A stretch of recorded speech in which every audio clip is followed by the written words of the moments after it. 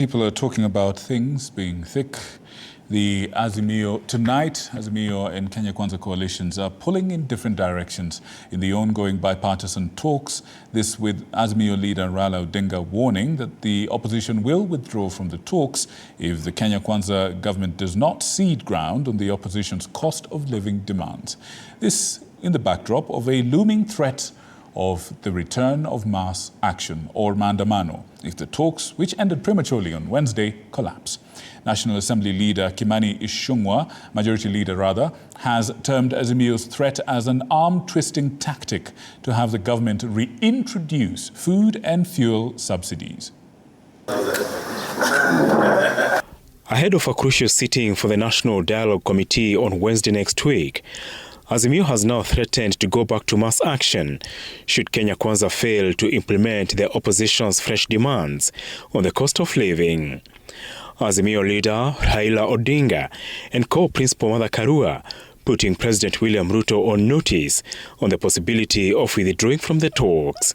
Tumesema gharama ya maisha mpaka irudi chini. Hiyo ni moja ya masharti ya mazungumzo yetu.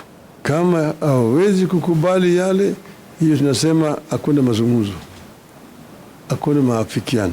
Should the talks fail as they are looking, they are failing. Yes. We shall not forgo our rights. We shall go back to the streets if necessary. Yes. We are going to exercise our civil, political and human rights to the fullest. Yes. Kenya Kwanza, led by National Assembly Majority Leader Kimani Ichung'wah, says the government will not budge on Azimio's demands, dismissing the latest threat as an attempt by Azimio to intimidate the government to reintroduce fuel and food subsidies. And they probably think they can now use the masses to arm twist the Kenya Kwanza government to reintroduce fuel and food subsidies that were fueling and driving corruption that was benefiting those who were in power then.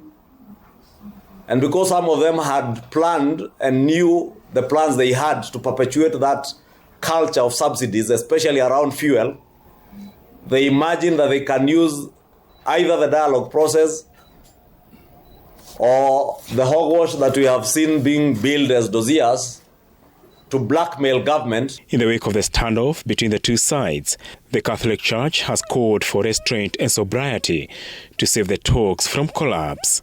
We want to ask our political leaders to enter into dialogues not only for their political party interests, but for the interests of the Kenyans. We want to insist, encouraging dialogue which is not an end on itself, but a dialogue that will create relationships, that will create a nation. Azimio, which wants punitive taxes in the Finance Act 2023 scrapped or reduced, including government officials' travel, and the enactment of a law to ban state and public officers from running businesses while in service, is a step up from previous demands, among them the opening of 2022 election result servers and an end to interference of political parties by the state. Apol Kamau, TV 47.